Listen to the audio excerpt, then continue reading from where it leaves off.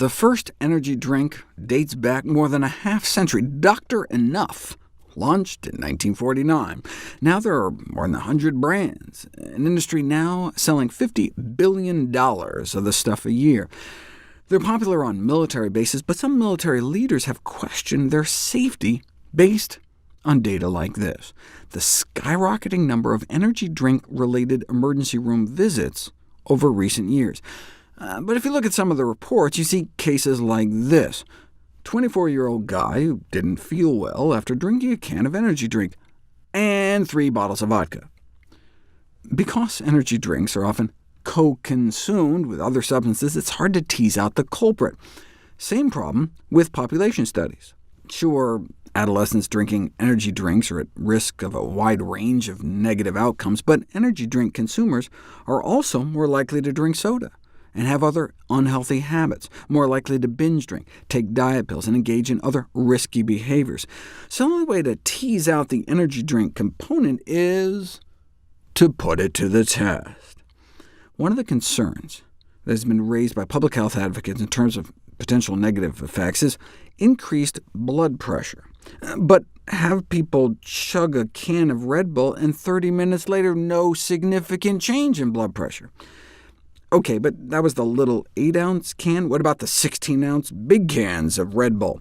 40 minutes later, no significant change there either. So concerns about energy drinks raising blood pressure were dismissed as overblown, until the bomb dropped in 2014. Red Bull did indeed significantly raise blood pressure after all. The reason the earlier studies missed it is because the spike doesn't start peaking until like an hour after consumption. So if you just look at like 30 minutes after consumption, all seems fine. But the worst is yet to come. And the big shocker was that cerebral blood flow velocity, blood flow in the brain, took a dive. Energy drinks are promoted as having beneficial effects, but this instead would suggest they're potentially harmful because of the extra cardiac workload and decreased brain blood flow velocity. Researchers subsequently looked at other brands. Here's Rockstar brand energy drink, significantly elevating blood pressure within just 30 minutes. Yeah, but wait a second, is it just the caffeine? I mean, is it any different than just drinking a cup of coffee? To figure that out, you'd have to compare the effects of an energy drink with just a plain drink with the exact same amount of caffeine, but there's never been such a study.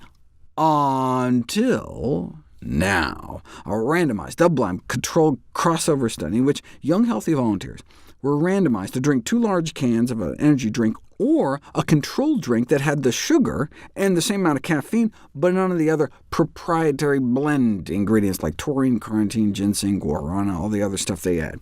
And it turns out it wasn't just the caffeine. Significantly higher blood pressure on the energy drink than the exact same amount of caffeine in the control group. What's this higher QT interval thing, though? On an EKG, it's the distance from the beginning of the downward Q wave to the end of the bump of the T wave. OK, so who cares? QT prolongation, which is what the energy drink did, but not the caffeine, is a recognized marker of increased risk of, fatal arrhythmias, fatal heart rhythms. Well, that doesn't sound good. OK, but by how much? Prolongation of the QT interval by more than 60 milliseconds is a marker for life-threatening arrhythmias, and the energy drink only prolonged it by about 10. But there have been drugs pulled from the market, profitable drugs, bringing in billions of dollars because of a 5 to 10 millisecond prolongation. So we really need to start investigating some of these other ingredients in energy drinks. For example, in 2008, authorities found cocaine in Red Bull drinks. The Red Bull manufacturer insisted, however, that they were just adding the coca leaf for flavor, and that all the active cocaine was removed.